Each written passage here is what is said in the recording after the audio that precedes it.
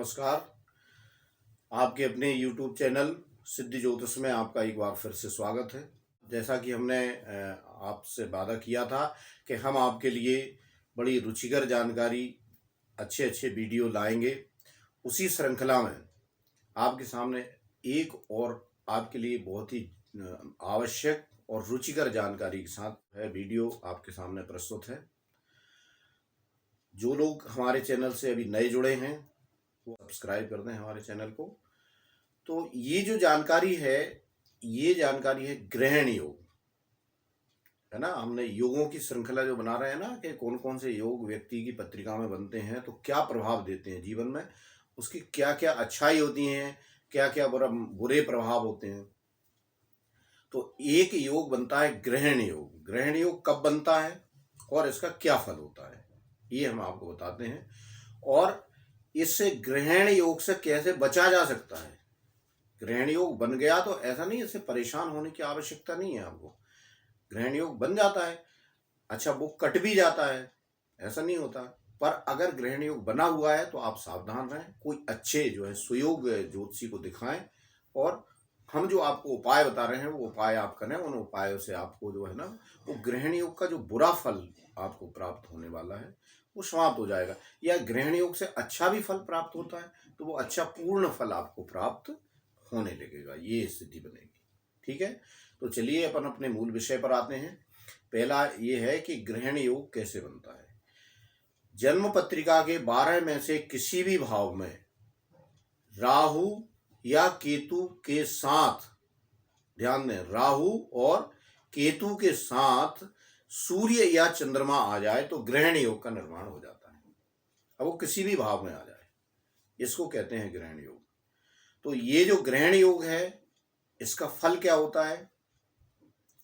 जिस पत्रिका में ग्रहण योग होता है तो वो क्या है कि ऐसा व्यक्ति अगर कोई नौकर है, कर्मचारी है, तो उसके अधिकारियों द्वारा वो डांट खाता रहेगा, उसको अधिकारी हमेशा परेशान करेंगे। अगर कोई व्यापारी है तो अचानक जो है ना उसको हानि होने लगेगी, व्यापार बर्बाद होने लगेगा, टैक्स के मुकदमे उस पर होंगे। ध्यान दें, टैक्स के मुकदमे अननेसेसरी, या ऐसी स्थिति बनती है बार बार टैक्स के मुकदमों में वो फंस जाता है।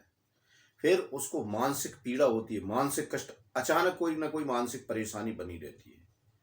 फिर कभी कभी खुद का और कभी कभार माता पिता के रोग होते हैं, है ना। अपने स्वयं के माता पिता के वो परेशान हैं, बीमार हैं, या किसी न किसी रोग के कारण वो परेशान है, पर उन रोग का पता नहीं चल पाता है। बार बार आप उसको डायग्नोस कराते हैं, है ना, उसकी जांच कराते हैं, लेकिन ये पता ही नहीं चल रहा है किस रोग के कारण परेशानी है। तो ये सारी स्थिति, ये सब जो चीजें बन रही हैं, ये ग्रहण योग का फल होता है। आपकी पत्रिका में ग्रहण योग बना होता है और उसके कारण ये स्थिति बनती है। दूसरी जो है ना, और उसका जो प्रभाव जीवन में दिखाई देता है, आपको ऐसा दिखाई देता है, विवाह में परेशानी आती है, इसके साथ शिक्षा में उसके बाधा उत्पन्न होती है। सूर्य शिक्षा आदि का भी कारक होता है ना, उच्च शिक्षा आदि का, तो उसके जो है शिक्षा में भी बाधा आती है। वैवाहिक जीवन उसका ठीक नहीं होता और वंश वृद्धि में बाधा आती है। बार बार प्रयास करने पर भी संतान सुख उसको प्राप्त नहीं हो सकता। तो बार बार वो कोशिश करता है एक संतान सुख के, लेकिन उसको प्राप्त नहीं हो सकता। अगर ये शुभ स्थिति में बनता है, अगर ग्रहण योग ऐसी स्थिति में बना है और उसमें कुछ जो है ना शुभता आ गई है उस ग्रहण योग में, तो फिर ये अच्छे फल भी देता है व्यक्ति के जीवन में। जैसे व्यक्ति को ऐश्वर्य प्राप्त होगा, अचानक जो है उन्नति होने लगेगी, है ना, बहुत सारी उन्नति करता है। ऐसे व्यक्ति देखे गए हैं, इनको ग्रहण योग है लेकिन उन्होंने बहुत ज्यादा भौतिक या सामाजिक उन्नति प्राप्त की। फिर व्यापार का विस्तार होता है, बड़ा बड़ा व्यापार, छोटा व्यापार से शुरू किया, अचानक उसका व्यापार का विस्तार हो जाएगा। ये शुभ ग्रहण योग से होता है ना, यानी ग्रहण योग का केवल खराब ही फल प्राप्त नहीं होगा। फिर सूर्य जो क्या होता है, प्रभुत्व का और यश का कारक होता है, तो आपको अचानक कोई बड़ा पद प्राप्त हो जाएगा, फिर आपको प्रभुत्व प्राप्त हो जाएगा, आप जो है ना, आप में लीडरशिप आ जाएगी। लेकिन ज्यादातर जो है ना, ये राहु सूर्य या केतु चंद्र केतु सूर्य के कारण जो ग्रहण योग है वो अलग अलग भावों में अलग फल देगा, है ना। तो उसका एक एक भाव में अलग फल होता है।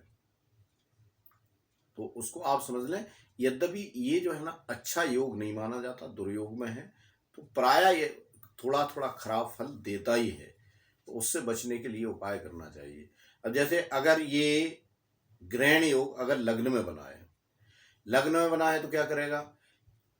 लग्न क्या है? व्यक्ति का मतलब स्वयं का प्रभुत्व है, तेज है, यश है, कीर्ति है, मस्तिष्क है, ये सारी चीजें हैं। तो व्यक्ति को क्या करेगा? वो मानसिक जो है पीड़ा प्रदान करेगा, थोड़ा परेशान रहेगा, सर दर्द भी हो सकता है, जल्दी जो है ना बाल, सामने के बाल जल्दी जा सकते हैं, ये स्थिति भी पैदा करेगा। और अचानक जो है आपको अपयश लग जाएगा, लोग आप पर झूठे आरोप लगाने लगेंगे, ये स्थिति आपको बनी रहेगी। हमेशा आदमी परेशान रहेगा, वो व्यक्ति बहुत प्रयास करेगा है ना आगे बढ़ने का, लेकिन उसके जो है ना उसकी उन्नति में बहुत सारे रोड़े आते रहेंगे। यही योग द्वितीय भाव में बन गया, परिवार में बिना काम के झगड़े लगेंगे, परिवार से थोड़ा सा दूरी बना के रखेगा व्यक्ति, पैसे जो है इकट्ठे करना चाहेगा, हमेशा उसको ये स्थिति बनी रहेगी कि पैसे कैसे इकट्ठे हों, और फिर पैसे लेकिन वो इकट्ठे कर नहीं पाएगा, है ना, धन संग्रह नहीं कर पाएगा। थोड़ी सी जो है ना हर चीज में जो अच्छा वाणी, अचानक वाणी के कारण फंस जाएगा, कुछ भी बात है ऐसी बोल देगा चार लोगों में कि उसकी बात पकड़ लेंगे, वो लड़ाई होने लगेगी। तृतीय भाव में अगर ये योग बनता है तो थोड़ा मिला जुला असर देता है, व्यक्ति पराक्रमी होता है। लेकिन अगर जो है ना उसके साथ में मंगल भी थोड़ा सा क्या वो पीड़ित हो गया या नीच भाव, नीच राशि में चला गया, तो क्या करेगा? ऐसा व्यक्ति फिर बहुत ज्यादा उत्पाती हो जाएगा, लड़ाई झगड़े करने लगेगा। लेकिन अकेला जो है ग्रहण योग यहाँ बनता है सूर्य और राहु के कारण, तो ऐसा व्यक्ति, और दूसरे मंगल अच्छी स्थिति में चला गया, पांचवा भाव भी सुधर गया, तो क्या करेगा वो व्यक्ति? ऐसा व्यक्ति क्या करेगा कि वो आईपीएस बनेगा या फिर सेना में जाएगा, सेना का अधिकारी बन जाएगा।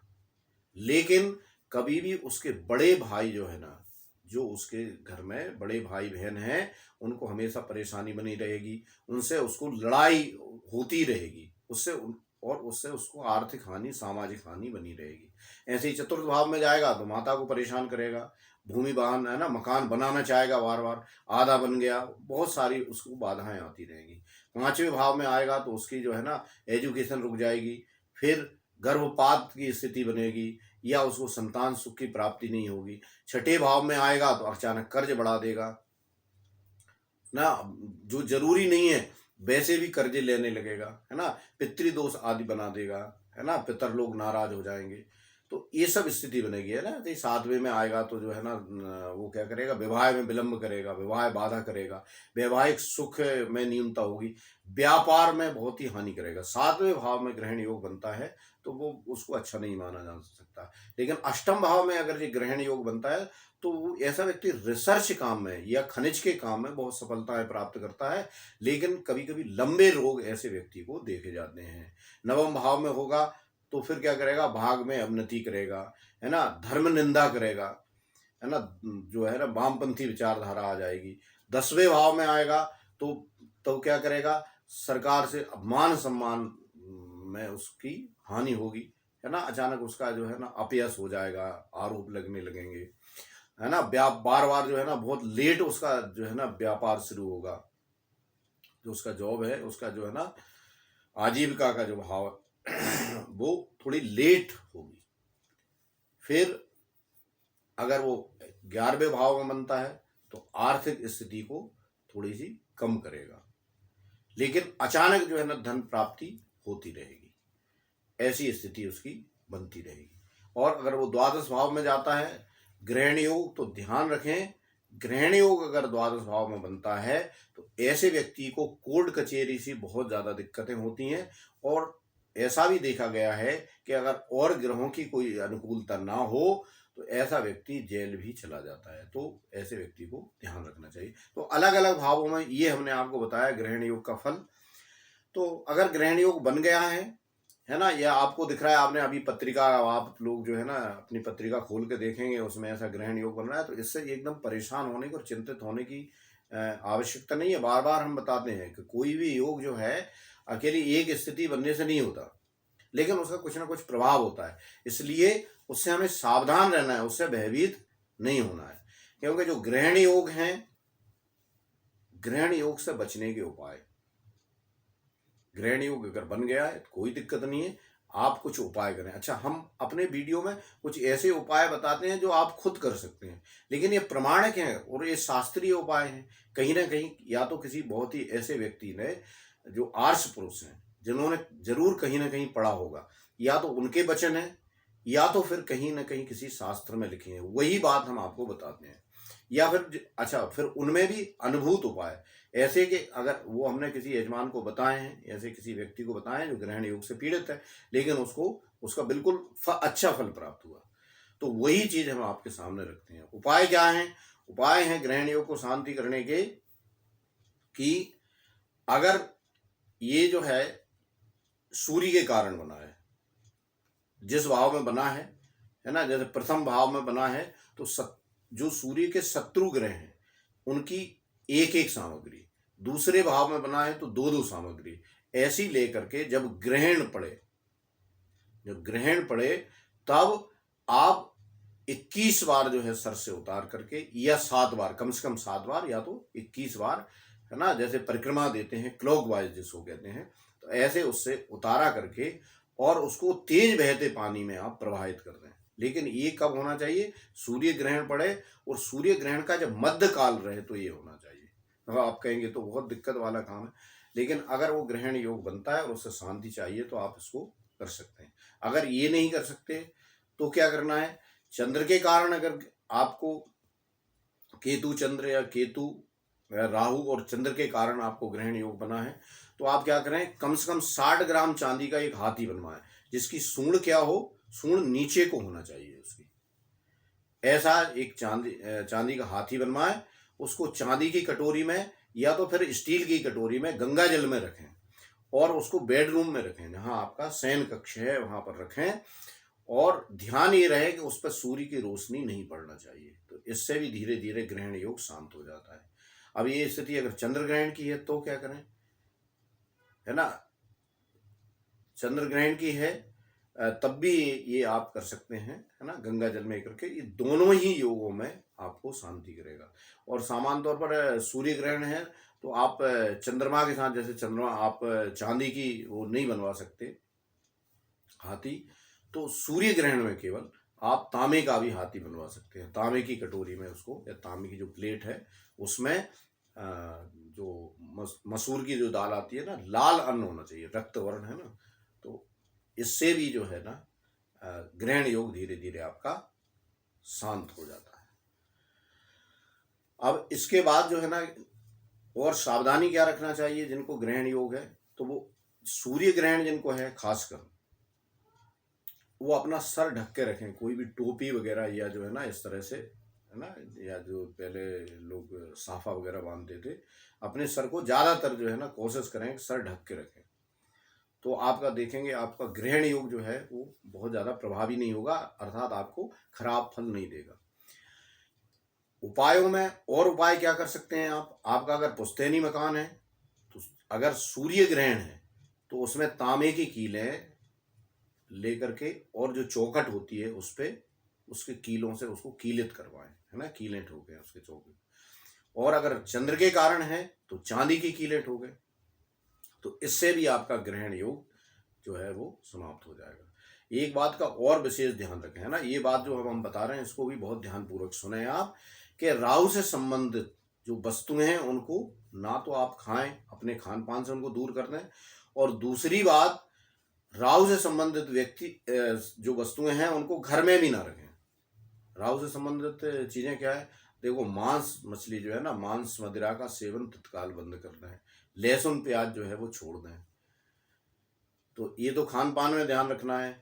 दूसरे क्या है, नीले रंग की वस्तुएं घर में नहीं होना चाहिए।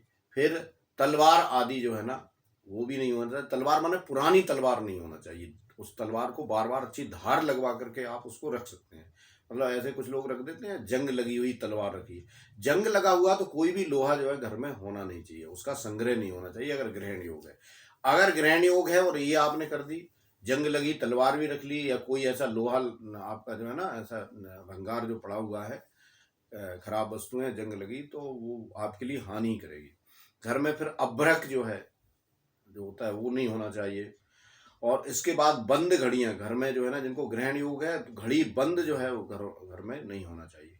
पुराने जो जो अब अभी नहीं चल रहे, आप निष्प्रभावी सिक्के होते हैं, कुछ लोग होता है ना उनको संग्रह करने का मन होता है, तो जिनको ग्रहण योग है वो जो है ना चलने वाले सिक्के भी घर में इकट्ठे ना करें। बारिश से भीगी हुई लकड़ी कभी भी जो है ना घर में संग्रह नहीं करें, घर में आने नहीं दें। बारिश में भीग जाए वो लकड़ी, जल्दी घर से उसको बाहर कर दें। तो बिजली का जो सामान होता है, खराब सामान, होल्डर है ना, बल्ब वगैरह ऐसे रखे रहते हैं ना, बहुत सारा अटाला आपका रखा हुआ है, तो उसको तत्काल घर से बाहर आप निकाल दें। अच्छा, और एक थोड़ी बहुत स्पेसिफिक जो है ना, जैसे सूर्य और चंद्र ग्रहण की थोड़ी जानकारी हम और दे देते हैं आपको, जो अत्यंत विशेष है और तत्काल प्रभाव से आपके सूर्य ग्रहण के जो दोष हैं उनको समाप्त कर देती है। जैसे अगर सूर्य ग्रहण है आपको, तो सूर्य को अर्घ्य दें आप, और जो अविवाहित कोई कन्या है उसको लाल रंग के वस्त्र, कपड़े देने की आदत डाल लें। कभी भी जब भी रविवार आता है, जब आपको समय मिलता है यथावकाश, आप लाल रंग के वस्त्र अविवाहित कन्या को प्रदान करते रहें। आदित्य हृदय स्तोत्र का पाठ करें। अगर आपको आदित्य हृदय स्तोत्र नहीं आता तो कोई सुयोग्य ब्राह्मण से, वैदिक ब्राह्मण से उसका पाठ कराएं। और अपने जो गुरुजन हैं, अपने शिक्षक लोग हैं, उनका सम्मान करें। शिव की आराधना करें। शिव और हनुमान जी की आराधना भी ग्रहण योग में मतलब बिल्कुल अनुभूत उपाय है। उससे जो है वो क्या होता है कि आपके ग्रहण योग में शांति होती है। एक और अचूक उपाय है कि अगर आप जो है ना करा सकते हैं तो 1.25 लाख महामृत्युंजय का जाप कराएं। इसी प्रकार आप चंद्र योग में की बात अगर करें, चंद्र के कारण ग्रहण योग बना है, चंद्र ग्रहण योग अगर बना है, तो आप क्या करें, जैसे सूर्य ग्रहण में सूर्य को अर्घ दें, चंद्र ग्रहण में पूर्णिमा का व्रत करें, और जब चंद्रमा उदित हो जाए तो उदित चंद्रमा को अर्घ दें, चंद्रार्घ दें। फिर अविवाहित कन्या को सफेद रंग के वस्त्र दें।